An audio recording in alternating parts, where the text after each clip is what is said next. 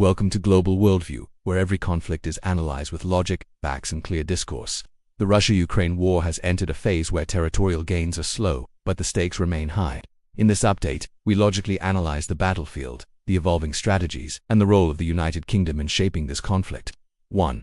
Battlefield reality. Russian forces have advanced in Donetsk, capturing several settlements. Yet their territorial gains have slowed by 67% in the past weeks. This reflects two factors: Russian resource strain and strengthened Ukrainian defense supported by Western intelligence. Ukraine holds critical defensive lines near Zaporizhia and Avdiivka, but at a high-cost. Infrastructure losses exceed $150 billion and millions remain displaced. 2. Military technology and strikes. Russia's recent massive drone and missile assault on western Ukraine is part of a strategy to pressure supply chains and weaken morale. Yet, much of this offensive was countered by systems provided by Western allies, notably the UK's Storm Shadow missiles and Skysaber defense systems. Meanwhile, both sides are experimenting with robotic and autonomous warfare. Russia deploying uncrewed launchers and kamikaze drones, Ukraine testing counter-drone technologies. This signals a shift in modern conflict where machines amplify both destruction and defense. 3. Diplomatic deadlock in UK's influence. Negotiations remain frozen.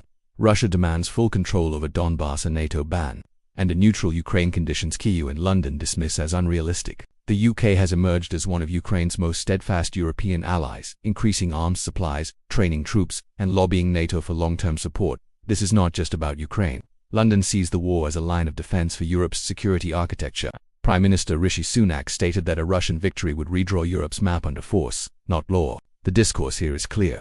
The UK wants a balance of power that prevents authoritarian expansion. For global repercussions, energy markets remain unstable, with Europe relying on alternative routes as Russian exports shrink. Grain flow disruptions continue to pressure African and Asian markets, where the UK is funding food security programs to prevent secondary crises. Thus, the war's logic stretches from the trenches of Donbass to the ports of the Mediterranean. In recent time, the Russia-Ukraine war today is less about immediate victories and more about long-term positioning. Russia seeks frozen dominance.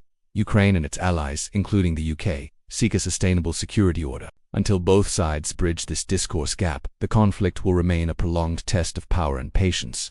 For more logical, discourse-driven updates like this, hit like, share, and subscribe to Global Worldview, where we cut through propaganda and deliver reality.